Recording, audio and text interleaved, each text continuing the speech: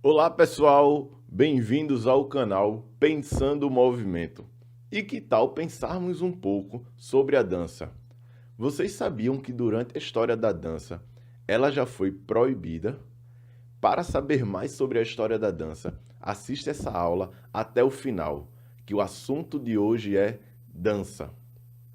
Ao procurarmos nos dicionários da língua portuguesa o significado de dança, encontraremos respostas como conjunto de movimentos ritmados do corpo, executados geralmente ao som de uma música. Mas será que dança é apenas isso? Ao estudarmos a dança, devemos entendê-la como um fenômeno social, uma manifestação da cultura corporal que ganhou vários sentidos e significados ao longo da evolução humana. Podemos considerar a dança como uma expressão que representa diversos aspectos da vida humana. Pode ser considerada como linguagem social que permite a transmissão de sentimentos, emoções da afetividade vivida nas esferas da religiosidade, do trabalho, dos costumes, hábitos, da saúde, da guerra, entre outros. Sendo assim, começamos a entender que o fenômeno dança possui um significado muito mais amplo do que movimentos ritmados guiados pela música. Mas não podemos negar a importância do ritmo. Ele existe e é fundamental para a dança. É ele que estabelece a harmonia e equilíbrio dos movimentos. O ritmo dá força e expressão aos gestos executados por quem dança. Ao pensarmos na dança, é comum também pensarmos em coreografia, que de forma simples é uma sequência de movimentos presentes em diferentes danças. Mas ao se tratar de dança, já sabemos que não podemos limitar seus significados. O ato de coreografar é a arte de escrever com o corpo no espaço. Achou estranho escrever com o corpo? É o seguinte, a palavra coreografia é derivada de duas palavras gregas. Em grego, chorea significa dança e graphen, escrita.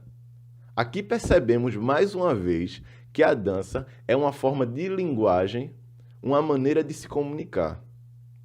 Os bailarinos e os coreógrafos conhecem os gestos, exploram os movimentos, inventam e observam o espaço que o corpo ocupa no mundo, criando novas formas de dançar. Você não precisa compreender tudo para apreciar uma dança. Trata-se de sentir, escutar, olhar e se deixar levar pelas sensações e impressões. Assim como não há somente uma maneira de dançar, há mil maneiras de assistir à dança. As primeiras danças da humanidade foram as imitativas, onde os dançarinos simulavam os acontecimentos que desejavam que se tornassem realidade, pois acreditavam que forças desconhecidas estariam impedindo a realização. A dança possibilita a compreensão e a apresentação das práticas culturais de movimentos dos povos, tendo em vista uma formação de autoafirmação de quem fomos e do que somos. Ela proporciona o encontro do ser humano com a sua história, seu presente, passado e futuro, e é através dela que o ser humano resgata o sentido e atribui novos sentidos à vida. Na busca da origem da dança, encontrou-se que antes do ser humano falar, ele dançou. No continente africano, os egípcios dançavam para homenagear seus deuses, e havia uma deusa chamada Hathor, que era a deusa da dança e da música. Existem indícios de que o ser humano dança desde os tempos mais antigos. Todos os povos, em todas as épocas e lugares, dançaram. Dançaram para expressar revolta ou amor, reverenciar ou afastar deuses, mostrar força ou arrependimento, rezar, conquistar, distrair, enfim, viver. Existem registros de pinturas rupestres nos mais antigos testemunhos gráficos da pré-história. Documentos que datam da última época glaciar, 10 a 15 anos da nossa era, e podem ser observados nas cavernas pré-históricas do Levante espanhol e são semelhantes a outros documentos pré-históricos relativos à dança, encontrados na África do Sul e na França. Tais pinturas rupestres levam-nos a crer que o homem primitivo executava as danças coletivas, nas quais predominavam os movimentos convulsivos e desordenados. Um fato interessante é que quando o ser humano começa a deixar de ser primitivo, selvagem e passa a adotar um outro padrão de vida, que é o de viver em sociedade, surge a organização do trabalho para a sobrevivência comum. E esse trabalho é a caça, a trituração de raízes, sementes, folhas, entre outros. Muitos desses trabalhos eram efetuados e regulados por marcações rítmicas, como pancadas e gritos. Ao analisarmos os textos bíblicos no Velho e no Novo Testamento, é possível encontrarmos exemplos de 4 momentos em que a dança estava presente. As danças religiosas eram executadas nos próprios templos ou em outros lugares, mas para uma entidade superior, como o Senhor, citado nos textos bíblicos. Através de Platão, Sócrates, um dos grandes filósofos gregos, considerou a dança como a atividade que formava o cidadão por completo. A dança daria proporções corretas ao corpo, seria a fonte de boa saúde, além de ser ótima maneira de reflexão estética e filosófica. O que faz ganhar espaço na educação grega. O homem grego não separava o corpo do espírito e acreditava que o equilíbrio entre ambos que lhe trazia o conhecimento e a sabedoria.